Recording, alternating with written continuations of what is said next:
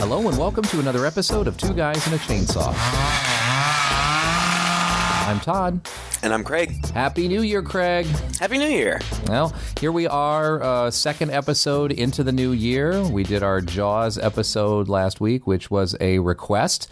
And we decided that to shake things up a little bit, we would do a month of anthologies, since we haven't done a theme month in a while. Yeah. Unless you count our typical Christmas theme month. Right. And actually, this concept has been suggested by a couple of our listeners, and some of our listeners have suggested some anthology films, which are on our list and we'll probably get to. But this one, as far as I'm concerned, and I might be the most of the two of us who's enthusiastic about doing anthology movies. I don't know. I love anthology movies, but you've been wanting to do this forever, so I'm glad that we're finally getting around to it. Me too. And without a doubt, the very first one on my list that we just absolutely have to do is Tales from the Crypt from 1972.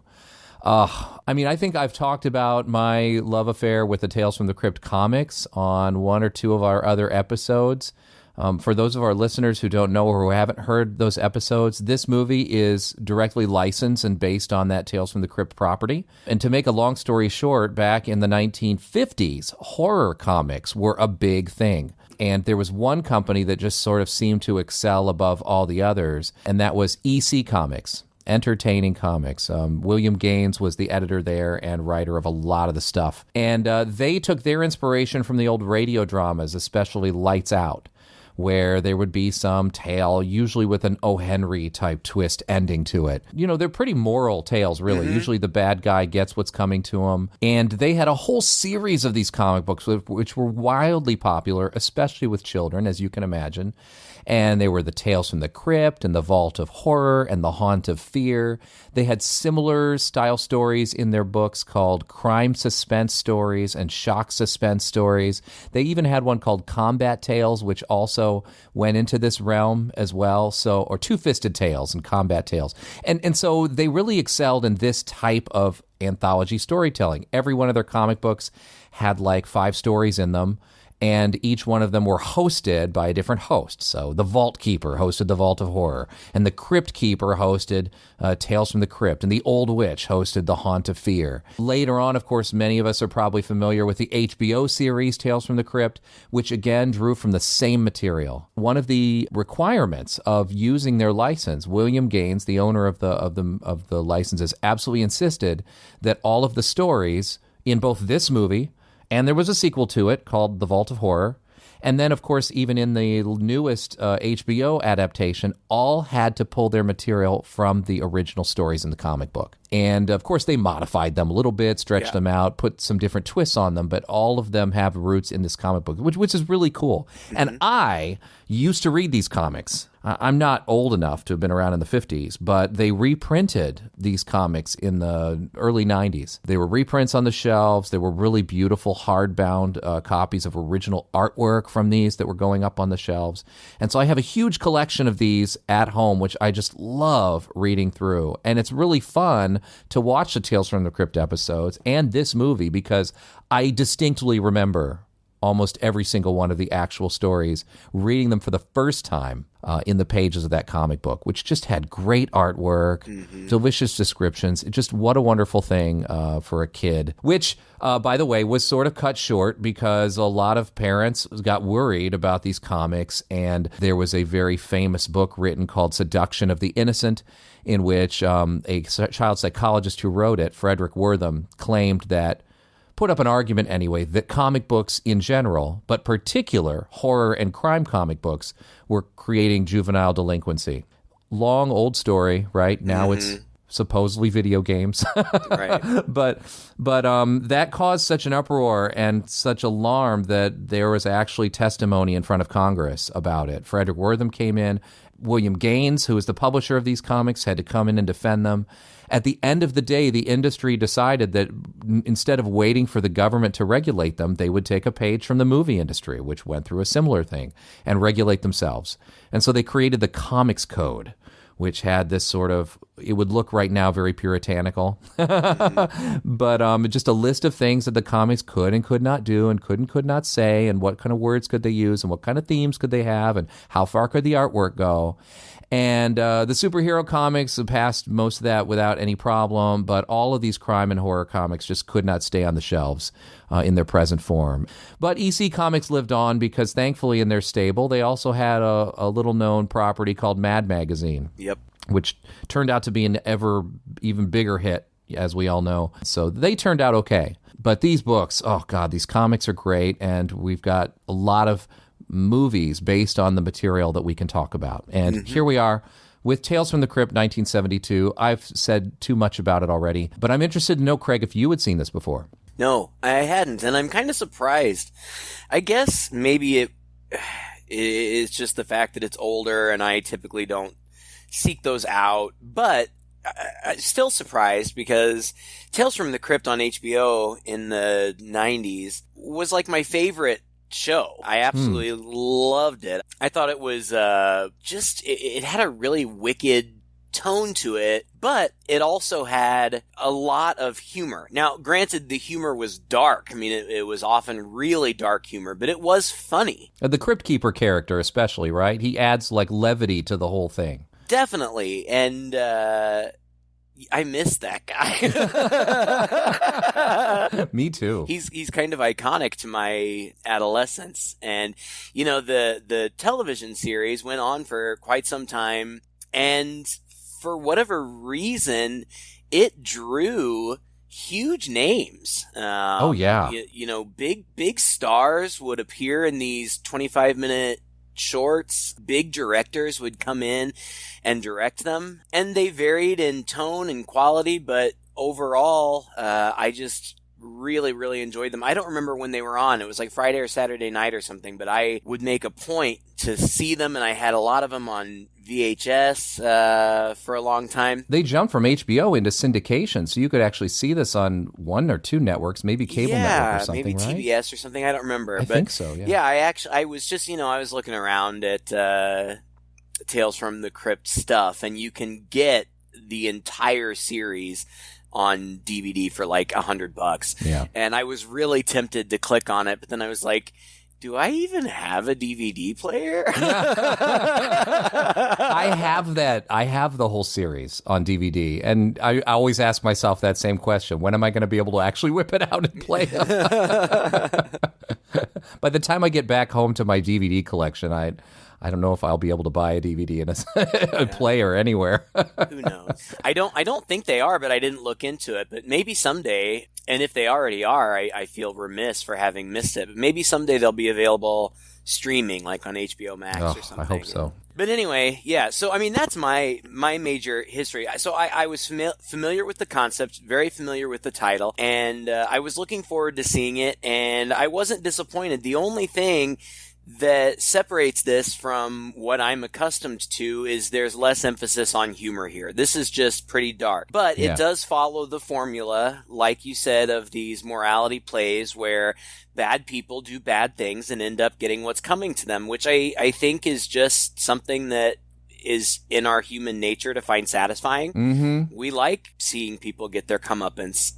Yeah. You don't always see that in real life. The bad guys kind of usually get away with it in real life, so it's refreshing to see people get theirs. It's so true. And it's interesting because even in the Tales from the Crypt series, not all of them had to do with the supernatural. Because again, I was telling you, they had these shock suspense stories, crime suspense stories. They would do the same sort of format and formula, but it would be a jilted lover who murders her husband and then kind of ends up getting it in an ironic way. Or, there's a lot of human drama as well in these stories that has nothing to do with ghosts or spirits or zombies or the supernatural. And so, like you said, it's like we know these sorts of things do happen, and we want to always sort of see justice served. So it's good to see that happen. I first saw this movie before I started reading the comics because I saw it in the mid to late 80s on TV. It was one of those, Saturday afternoon thriller chillers that came on after the cartoons, which I always waited around for, and oftentimes would be a Hammer production of Dracula or something with Christopher Lee or something like that. But in this case, this was produced by Amicus Productions, and Amicus was another British studio, kind of had their heyday also in the 70s when Hammer was producing a lot of stuff, whereas Hammer did a lot of gothic horror, Dracula, Frankenstein, kind of remakes of those and kind of bringing them up into a more modern day, a little more gory, a little more sex and some nudity in them. Amicus seemed to just produce anthology horror films. And instead of making them gothic, I don't think they ever did a single gothic one. I think they were all more these modern day like settings. And I think the reason for that is because they could be done cheaper. You know, you don't have to dress up a set. You don't have to have fancy costumes. You just, all the action happens in somebody's apartment or down the street or in a house. And this movie definitely is just like that. With the exception of the wraparound story, there's nothing terribly fancy in the setting of any of these stories of what's going on. And I will say the movie, you looking back at it now, does in a way feel a little cheap in that way. But as a kid, it made a huge impression on me because the wraparound story, after the credits and spooky music over graveyard scenes in the middle of the day, you get a tour group going through some catacombs in England somewhere.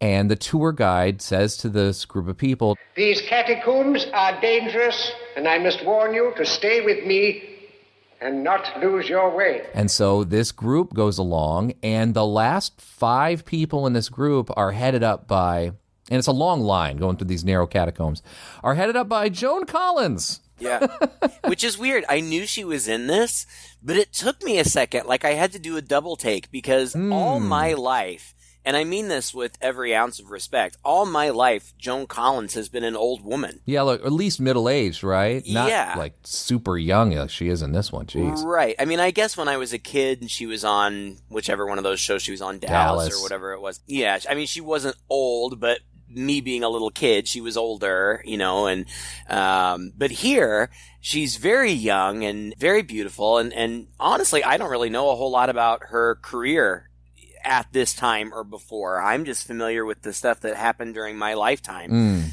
So it was neat. It was neat to see her kind of in her physical prime. She looks amazing. Oh yeah, she's just a beautiful, almost like kind of like a classic 70s European beauty, you know, with her hair and her makeup and everything. I mean, she's American. And she just has really unique, beautiful bone structure. I mean, she's just... Oh, yeah. And she's still... I mean, I haven't seen her recently. I have no idea how old she is now. I believe she's still alive. I think so. But the last time I saw her, I mean, she was certainly elderly, but still... just stunningly beautiful. Well, I mean, her career stretches back to like the early 1950s, like 1951, in black and white movies, and she was doing a lot of movies, just like multiple movies a year. So by this time, she is an established actress, and it was around this time, a little bit before this, that she started appearing on TV. She was in the original series of Star Trek. She was in an episode of that. She was in Batman as the Siren a couple of times, the classic Adam West Batman. But, you know, even though I remember mostly from TV, she is one of those rare actresses who bounced a lot between TV and movies, which was not common then. Usually you were either a TV person or a movie person. Right. Now there's no barrier really, but back then it was. So she's pretty amazing. And I would say that her story is one of the most iconic. It's not my favorite one, but it's definitely one of the most iconic in here. Right. Well, she's leading up in the tail end with these last 5 or so people, and she stops in the middle of this catacomb because a brooch that she's wearing has fallen, and she's looking for it, and she's like, oh, wait a minute, and the guys kind of stop and help her find the brooch, and then they can kind of see the tour guide and the rest of the group disappear further down, and then as they proceed through an opening that leads them into this huge chamber, and there's a almost skull-shaped rock and a man sitting on like a big stone chair in front of it. Mm-hmm. And they all just kind of wander in, and the door shuts behind them. And this whole notion that this could happen was scary to me as a kid.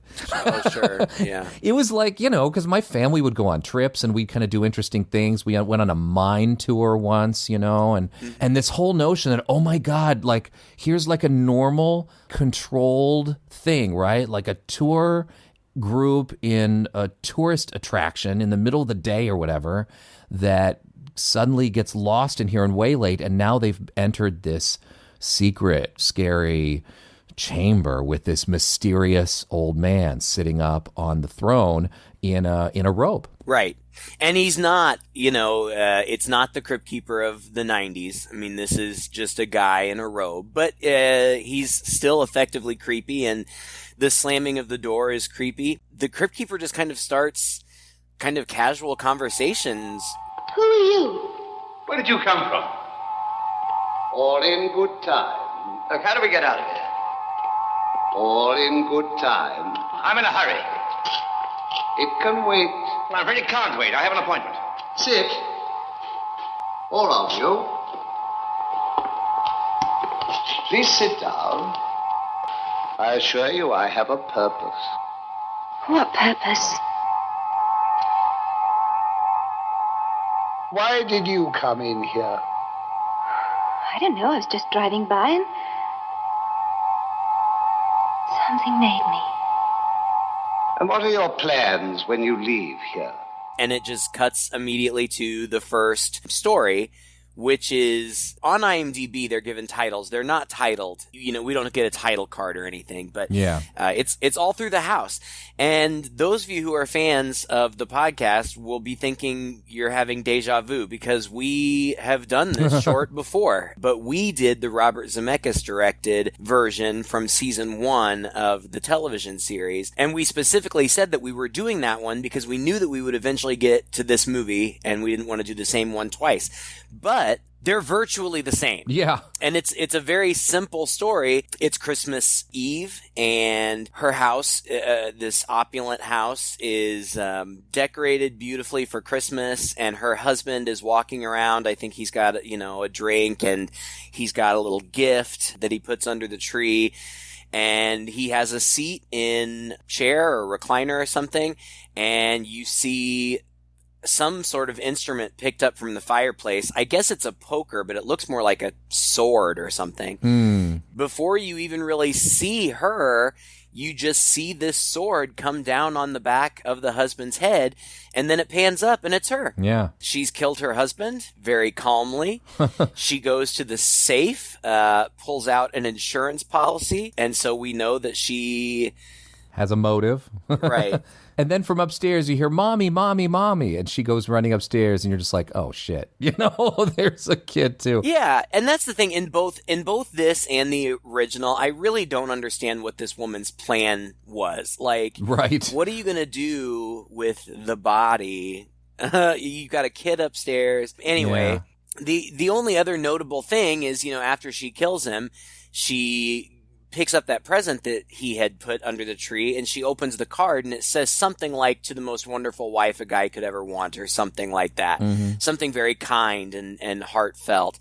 And she just kind of rolls her eyes and opens it up, and it's that brooch from the beginning. Yeah, which is interesting, right? Because what the Cryptkeeper had asked her in the crypt was, what are you planning to do after you leave here? Right. So how did she already have the brooch when later, presumably, she's supposed to be getting it for Christmas, right? So It's a little jarring when that happens. And at one point I wondered, is this a mistake? But no, later on we'll find out. But I really like this story because it might be I think it's one of the stronger of the set, because all of these stories are quite short. Yeah. And they're quite economical. You might say too economical, but I like what it does here in a very, very short time, and I think very effectively, is it brings this husband in who seems to be full of joy. He's smiling. He's written his letter to the best wife. He's like, with glee, he's putting the package under, so you go, okay, this is a happy man who loves his wife.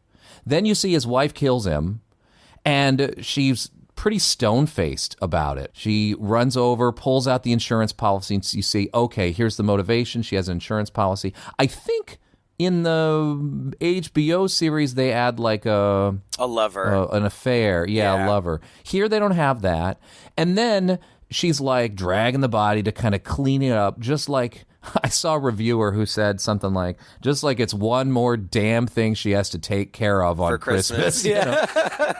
And then you hear mommy, mommy, and she runs upstairs and you realize that they have a little girl, right? Mm-hmm. I mean, maybe I'm just become really sensitive, but like my heart I was just like, this is all kinds of wrong. And I just hate this woman.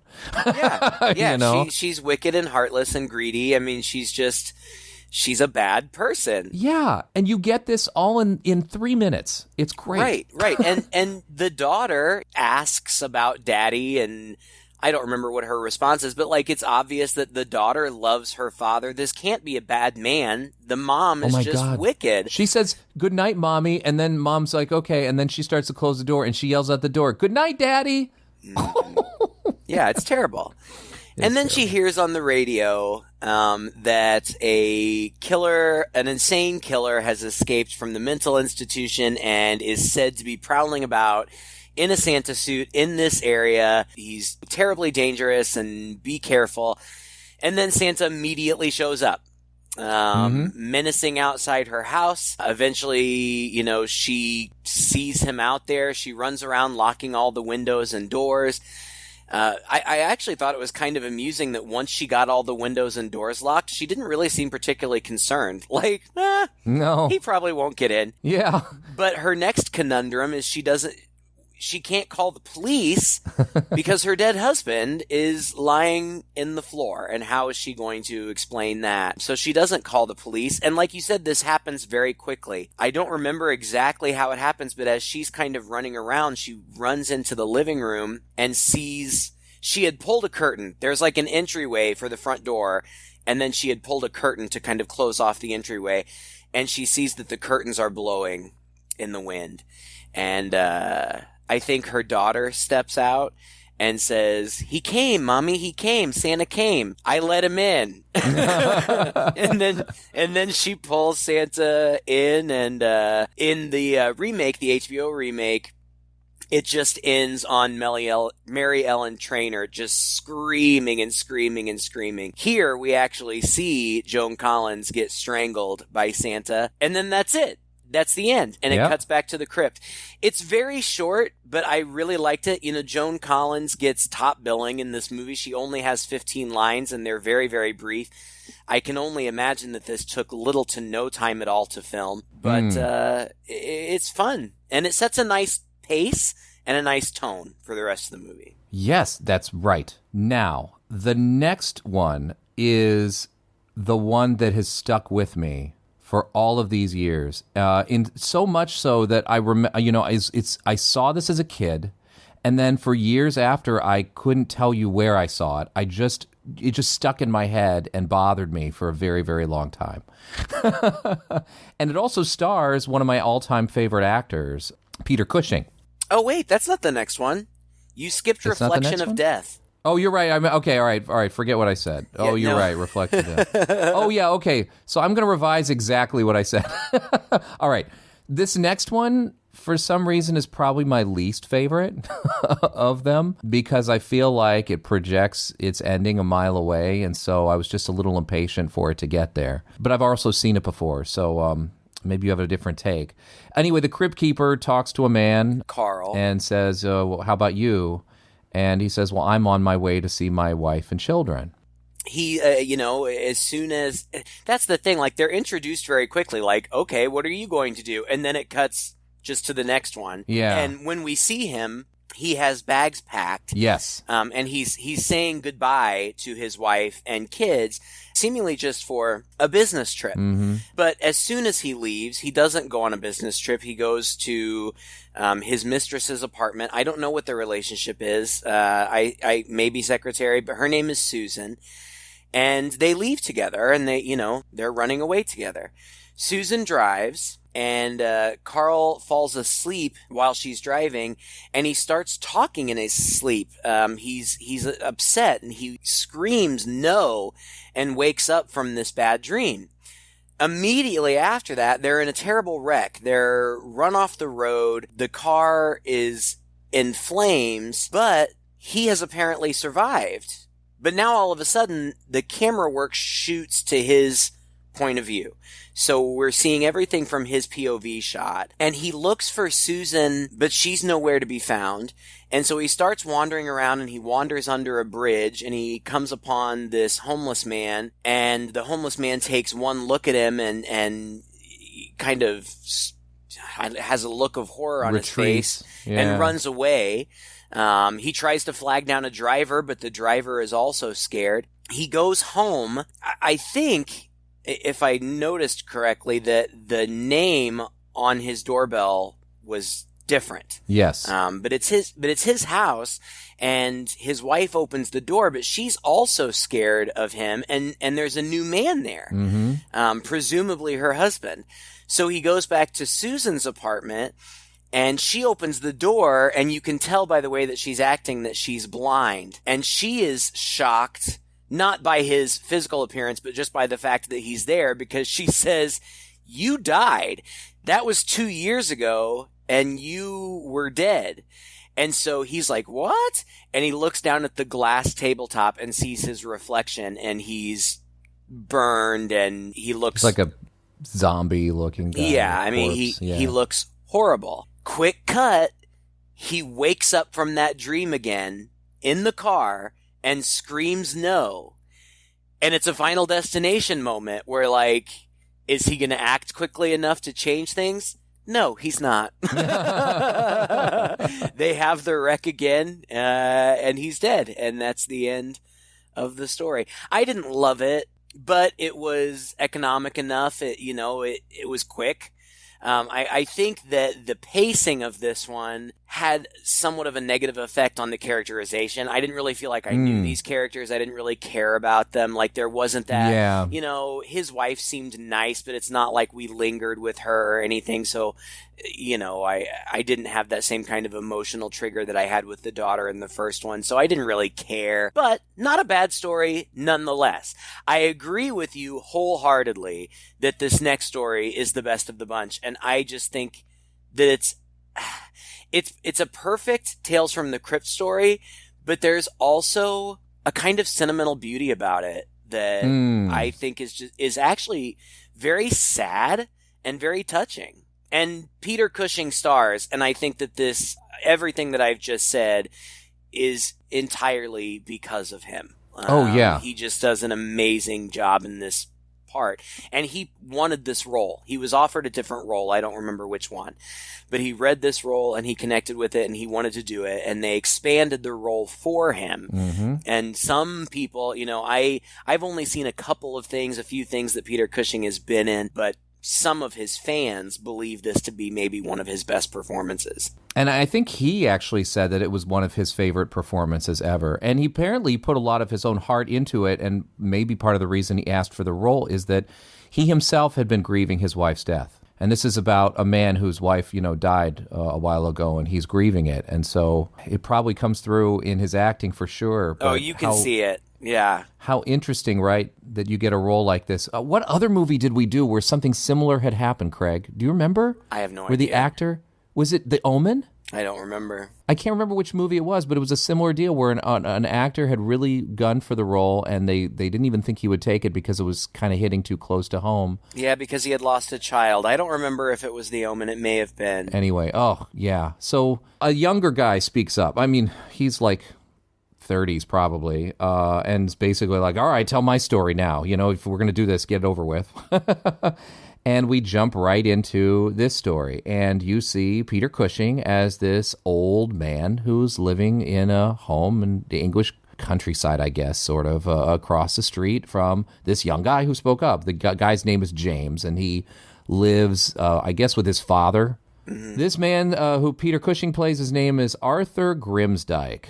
And he is just the neighborhood, kind, gentle man toward kids. He has kids over at his house. He makes toys for them. He has a bunch of dogs that he clearly cares for and loves and is entertaining the children. And James has nothing but bad stuff to say about him. You know, it's this typical class kind of thing. He's an upper-class dick, and he thinks that this man's house is an eyesore, and his dogs are barking, and he keeps the children around, makes things noisy, and he's bringing the property values in the neighborhood down, and wouldn't it be great to just get rid of him? Yeah, and he's a garbage collector, so he must be disgusting, and like I'm sure the inside of his house is disgusting. That's what makes this one so heart-wrenching, I think, is because that guy, did you say his name was James? Mm-hmm. He's just such a dick. Like, yeah. He has absolutely no motivation to do anything to this guy other than that he doesn't like there's no reason for him not to like him. Yeah. He just decides that he doesn't, and then he proceeds to destroy the man's life. This man has done nothing but bring joy to the children of the neighborhood. And this James guy just goes absolutely out of his way to completely destroy his life. And it's heartbreaking to watch. I mean, he chips away at it gradually. The first thing he does is he, in the middle of the night, James goes over to Grimsdyke's next door neighbor's house and digs up his beautiful prize rose garden. And the next morning, the neighbor man decides that it must have been Grimsdyke's dogs, even though the dogs are pinned up. So the police come and take his dogs. I mean, this guy, he's a widower. He's all alone. He's childless. He's all alone. You know, he's got these dogs and he's got these neighborhood kids. The first thing they take away from him is his dogs. And being a dog guy, that gutted me. But then it just gets even worse from there. Yeah. So then, he decides to write a letter to the city council and persuades them to fire him from his job. Right. And I don't remember what the rationale was for that. I do remember what the rationale is because it was so horrible. Right before that, I should mention that Grimsdyke, throughout this, is kind of trying to contact his wife through a Ouija board. And at one point, she either points to, or no, he does, I can never remember what it's called, that kind of psychic writing. Mm-hmm. Where somebody's writing through him and he's kind of in a trance state or whatever, and the word is danger. So he's aware that something might be happening, but he has no idea what. The neighbor convinces the city council to have him fired. He's up for retirement in like 2 or 3 months.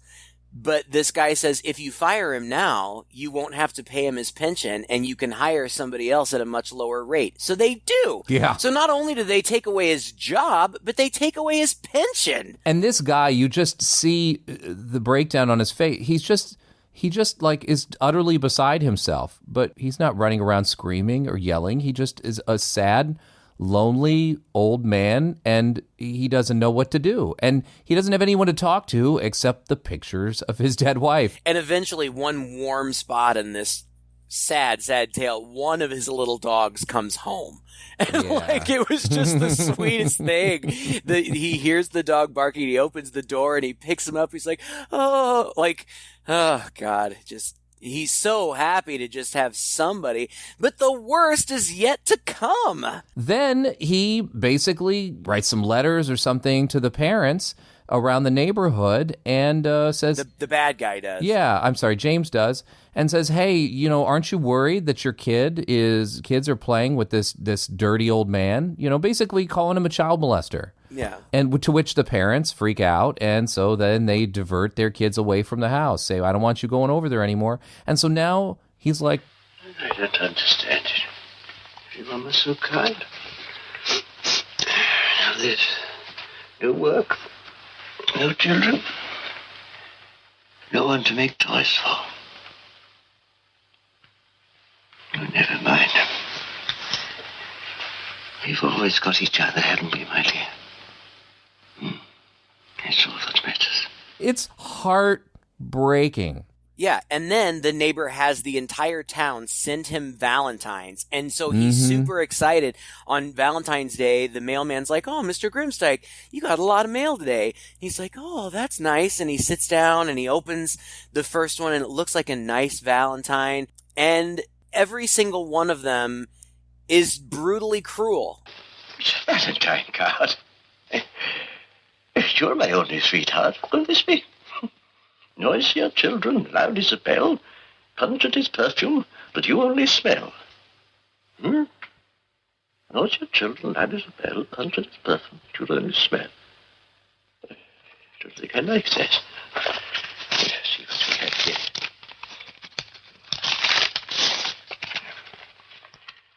A tree is beautiful, if its owner prunes it, but our town isn't, because your presence ruined it. Oh.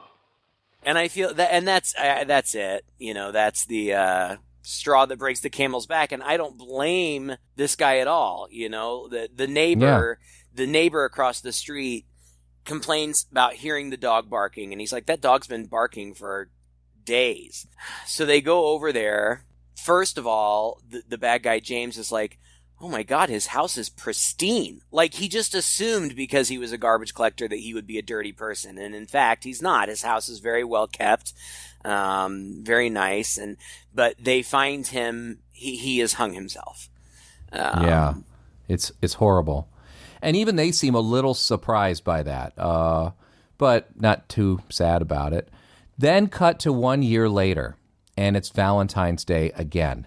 And they're sitting in there just kind of talking, James and his father. And it's interesting, too, because you can see that his father is not really cool with what's happening, but he's also not doing anything to stop it. Yeah. You just see some discomfort, but he's, doesn't seem to care enough to do anything.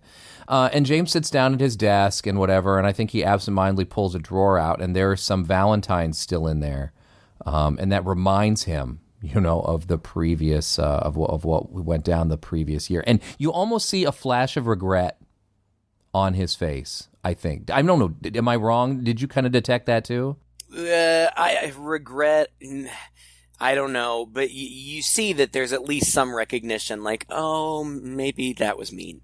And then shot of the graveyard, just this classic smoky graveyard shot, comes up to a grave of Grimsdyke, and then you see a hand come up through the grass, and it kind of cuts back and forth, and then he just kind of full on comes out of the grave. So you know what's about to happen. And I think James kind of comes out into the living room or something, and Grimsdyke is in there in full-on zombie mode and comes towards him. And I don't know if we hear a scream or something like that. And in the morning, his father comes in and sort of looking for him, can't find anything, and then walks over and sees the desk, and he's face down on his desk, and there's blood and stuff on his shirt. And there's a crumpled up, was it a box? Or is it just a crumpled up piece of paper? No, it's just a crumpled up piece of paper. Like, you can see the top part, but the bottom part is like crumpled up and folded over. He reads is, Happy Valentine's Day. You were mean and cruel right from the start. Now you really have no ... And then the father pulls down the page, and literally James's heart is cut out and wrapped up in the note. And it's still beating. Still beating. That was a nice touch. A little silly, but yeah. Wow. This is a great story. I mean, it's just real.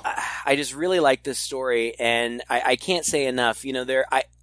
It's burned in my brain, the image, a close-up image of Peter Cushing's face and his eyes just completely welling with tears. And his lip quivering, and it is just...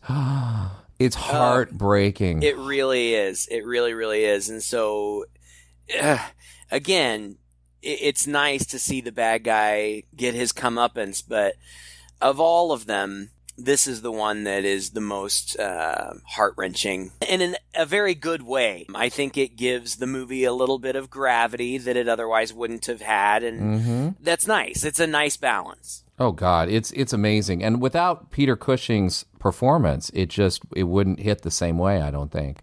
Yeah, role was not. It wasn't even a speaking role until Peter Cushing asked specifically for it, and in asking specifically for it, he took a pay cut. That's how badly he wanted to do it, and it clearly resonated with him. And again, with such a simple story, more or less, like the layers here, he's doing this Ouija board connection with his dead wife. That made me think about Harry Houdini. Do you know Harry Houdini was, we know he was obsessed with the occult because he missed his wife. He wanted to be with his wife, and he ended up exposing mediums simply because he was going to mediums, trying to find a way to connect with his dead wife in the afterlife, and being frustrated because he couldn't find a single one that was honest, that was actually capable of doing. And that's when he started his career exposing the mediums. It's all in the process of actually hoping that there is an authentic one. Right. He just wanted to be with his wife. And it's interesting here, like, that Grimsdyke is dabbling in the occult himself, trying to communicate with her. It's a layer of desperation and resonance that just, it was unnecessary, really. But boy, it adds a nice touch. It's interesting. It is. And then, of course, cut back to the crypt for a second. And the next person up is a guy named Ralph. And this one, by the way, is called Wish You Were Here. And what's interesting to me about this one is it literally is the story of the monkey's paw. Yeah. And they even reference that fact. What we're going through seems an awful lot like the monkey's paw. Yeah, it does, because it's the exact same story. And with maybe a slightly gory twist at the end. But yeah, you're right. It's the same thing. And EC Comics would do this too. Most of what they wrote was original, but they would often say, hey, and now we're featuring an adaptation of a story by Ray Bradbury. And so they would give credit where credit was due, and there were some really great little stories in there. Like, they even took his short story Dark Carnival, which, was made into eventually Something Wicked This Way Comes, and they adapted that in their comics. So it wasn't unusual for Tales from the Crypt to take a classic story and do their own adaptation of it as well. Yeah, I mean, this is probably one of my... I said that the second one was my least favorite. This one wasn't really high up there either, just because I'm so familiar with the Monkey's Paw story. Right. And it's fine. I mean, they tweak the details enough. And again, it's really short. Ralph is a bad businessman, and so his lawyer tells him that he needs to sell all of his real estate and his property if he wants to, even land on his feet. When he tells his wife just happens to amble over to a statue, like, being sad that she has to sell her stuff. And she's like, wait a second, I feel like I remember that whoever we bought this statue from told us it grants us 3 wishes. And wasn't it, it's like an Oriental statue, and it's like, I don't know where they got it. Where did he say, like in Singapore or something like that? And then she reads this rhyming English inscription at the base of it. Right, but the bottom is kind of rubbed out, so they can't really get the whole inscription, which is ominous. And that's where one of them makes a reference to the monkey's paw. I think it's the husband. But the wife offhandedly just wishes for lots and lots of money. And Ralph's like, oh, don't do that. I've read the story. It doesn't end well. But too late. And so seconds later, the phone rings, and it's Ralph's lawyer calling him in. And he's like, you need to come in. It's about money. It's important. He gets in the car, and he's driving along. And then there's this creepy guy who had been lingering outside the house ever since the wish was made.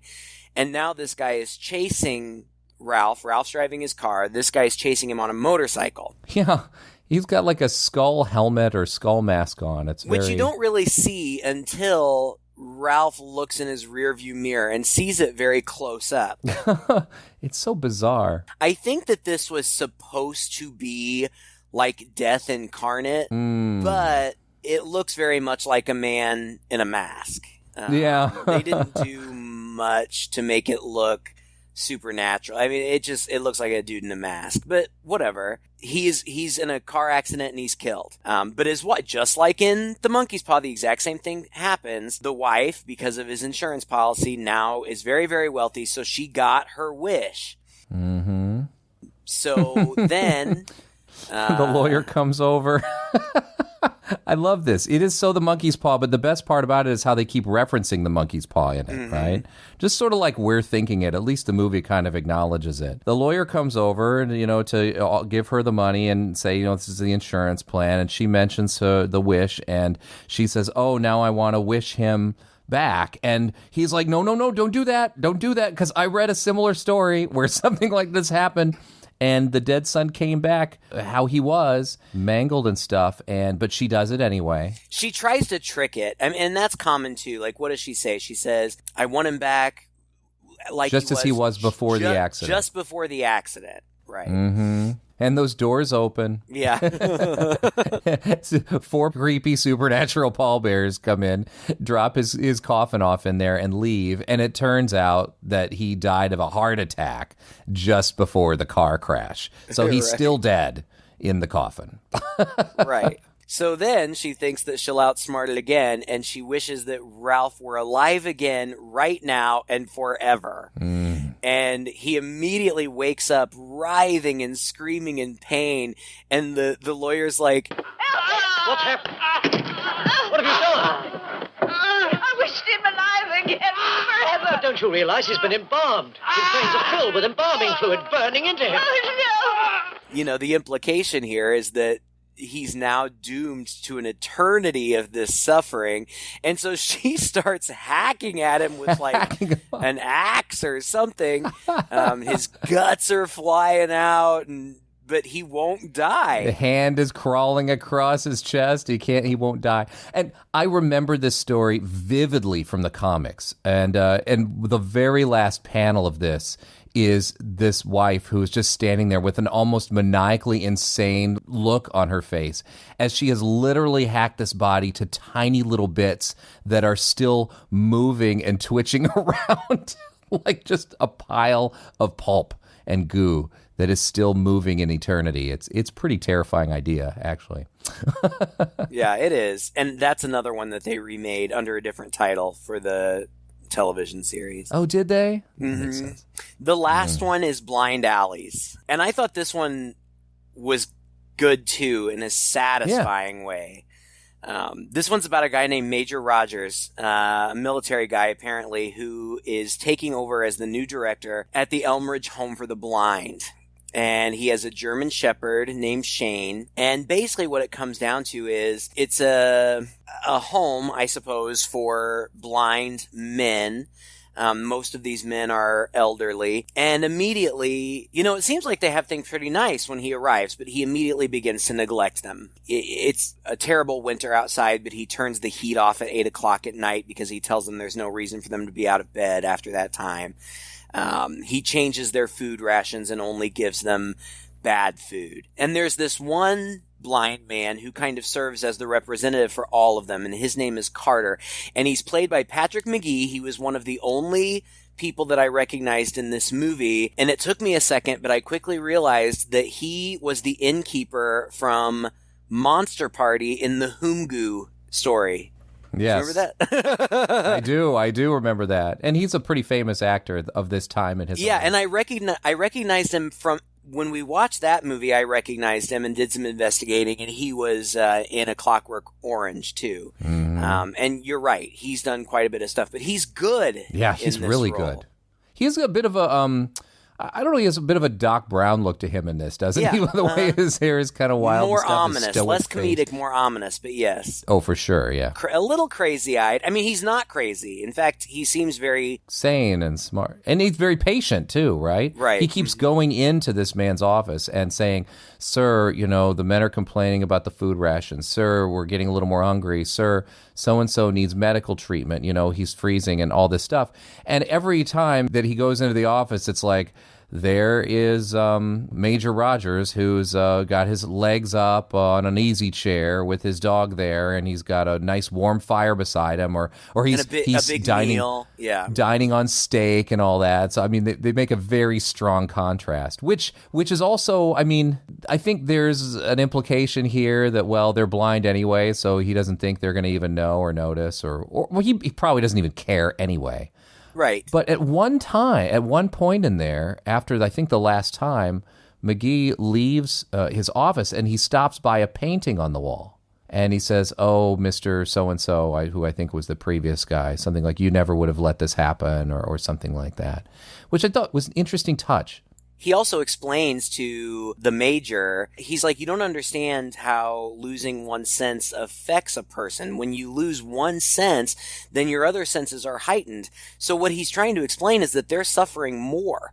You know, the fact that, you know, they are more sensitive to the cold, right? And these other things. The taste worse to them, the food. Right, Yeah. but he just doesn't care. And at some point, the residents come in a group and are a little bit more adamant, and the Major basically sicks his dog on them. You know, there's not anything that they can do. The last straw is when one of the patients freezes to death in the night. And this is a patient who has been sick for days. Carter has been trying to convince the Major to get a doctor in, and finally, when the Major comes to check on the guy himself, he's dead, and that's the last straw. And then the residents put into effect a plan, and it's a very smart plan, and it's wicked, and it's good. Yeah, they get his dog. They lure his dog With food that they've been saving like over days or something, right? Right. Everybody gives like a scrap of meat and the plate gets passed around. Right. It's cool, like, right? Like, it's like they all have a plan now. Like, this isn't one guy's execution. It's like they've all agreed to do this. So they lure the dog away into a room in the basement. The Major comes downstairs looking for his dog, and they lock him in a separate room right next to his dog. So he can hear the dog barking, and they're starving the dog. In the meantime, they get to work hammering and banging and stuff like that, and the Major can hear something's going on, but he doesn't know what. And we can see these guys picking up wood and razor blades and all this stuff. It's like, what are they going to do? Eventually, they swing open the door of his room, and he steps out, and he is in, gosh, it's like Saw before Saw. He's stepping into a big trap that is a tunnel made of wood and chicken wire and barbed wire, and he starts walking through it, and it gets more and more narrow until it gets to this point where it's so narrow, and they have put razor blades in there sticking straight out of the wood on both sides of the walls that he has to extremely gingerly get sideways and very carefully, and get nicked in the process. right. Squeeze between these two rows of razor blades, and he gets to the other end of it. There's a door at the other end, and it swings open, and it's his dog. And his dog is now hungry and just rabid and ravenous, and he immediately starts to attack him, which forces him to turn around and run into those razor blades. We don't really see, do we? We don't really see anything happen. Not a lot. We just know what's going to happen. Just a few close-ups, you know. They turn the lights off on him too, right? Oh, yeah, that's and great. just leave him there. Yeah, the movie is only rated PG, and it is. I'm not surprised that you saw it on a Saturday afternoon. You could air this anytime during the day. The only scene is the one from Wish You Were Here, where the guts come out. For the initial release, they did cut that for the original release, but they stuck it back in later. And you know, it's gross, but it doesn't look real at all. It's not even bloody. It's like white. So yeah, it's tame as far as gore and violence are concerned, but the subject matter is still unsettling and spooky, and I like it a lot. I liked all the stories. You know, we have to finish up the wraparound. Basically, the stories are all told. Does he just tell them they can leave? I think they say that they want to leave, and they're like, all right, now you've told all the stories, and they demand to leave, and he says, oh, you're not going to leave. You can't leave. And that's when he tells them straight up, I wasn't warning you what would happen, but I'm telling you what's already happened. You have all died without repentance. And right. So then it makes sense now with her brooch, right, that she had on. That's why she had it on now. They're in a hell, basically, now. I don't know, I mean, how did they get there from a thing? Maybe they all woke up in this tour group, whatever. Who knows? But, I mean, there's a lot of questions about that. But it's a cool twist. Yeah. And the door opens, and now it's just opening into a fiery inferno. And the first guy, I don't remember who it is, kind of falls in, and you see the shot of him screaming, falling into the fiery pit. But then the rest of them, it's kind of like they just accept their fate. Like they just the movie ends with them just walking through the door, and the door closes behind them, and then the Cryptkeeper addresses the audience directly with some sort of cryptic message at the end. No, he's like, and now who's next? Perhaps yeah, maybe you. That's classic. Yeah, it's a good movie, and it was fun for me to watch just because it was a nice callback to one of my very favorite shows. I mean, not even a callback for me. I mean, obviously this came first, but I hadn't seen it, so it was nice to kind of dive back into that twisted, wicked little world for a minute. Like you said, it feels a little bit cheap, but I attributed that mostly to the time more so than to the quality. The acting, I think, is quite good. Yeah. Overall. Pretty solid throughout. Yeah. Well, and we've got great actors in here. Ralph Richardson is the Cryptkeeper, and he is, by this point, just a veteran, mostly of the stage. You know, one of these sort of John Barrymore contemporaries, you know, sort of legendary in the British theater. And so he would have been very recognizable to the people there. And he even played, I mean, up until like 1981, I don't know if you ever saw The Time Bandits. That's one of my favorite movies that Terry Gilliam did. He's in Dr. Zhivago, you know, very, very well-respected actor. And he sort of plays it that way. I mean, this guy's 70-something. He's sitting up there on the throne, really not moving much, just gravely speaking to each of these folks and very seriously. And that is fine. It's fine for this movie, I think. But as a Tales from the Crypt movie, especially based on the comics, just to not have that sort of gleefully punny host in between all of these things was the only downer. But I think that they made the choice they felt like they needed to make at that time period. They struggled with it. They struggled, you know, the script went through several different drafts, and in one, the Cryptkeeper only directly addressed the audience.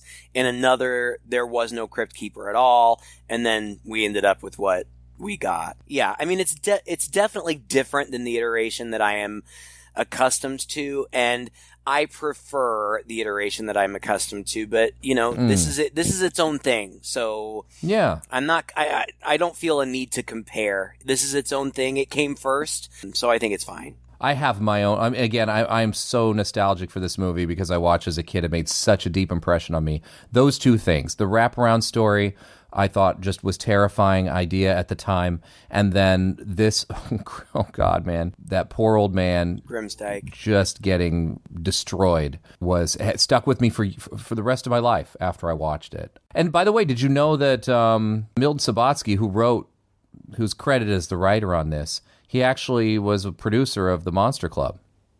And we talked about The Monster. Yeah, and he also produced a bunch of these other Amicus ones as well. So he wrote The Vault of Horror. Yeah, this movie inspired, I mean, like you said, there was a sequel, but it also inspired modern horror writers and directors. I think it was Stephen King and George Romero. Is that who it was? Who were, yes. They were actually going to remake this movie, and that the result of that ended up being Creepshow. And then, of course, there were several sequels to that. I think that really most, if not all, of the modern horror anthologies that we watch and enjoy owe at least some credit to this movie. Oh yeah, for sure. It's not the first anthology, but it definitely made a deeper impact than some of the other ones. Like, you know, just probably also because of the property and the people involved. So, solid movie. I'm so glad we kicked off our month of anthologies with this movie because, you know, I think you've had a movie previously, or it's just like, okay, once we do this one on the podcast, I can die a happy man. For me, this is basically that movie. Yeah. Well, and you've wanted to do it forever, and I don't know why it's taken us so long to get to it, but I don't think that there was any other choice to kick off this month. Well, thank you again for listening to this episode. If you enjoyed it, please share it with a friend. You'll find us online just by Googling Two Guys and a Chainsaw Podcast. Just find us anywhere we are on Facebook or Twitter or our website, and leave us a comment there. Let us know what movies you'd like to see and what you thought of this episode and this film yourself. Until next time, I'm Todd. And I'm Craig. With Two Guys and a Chainsaw.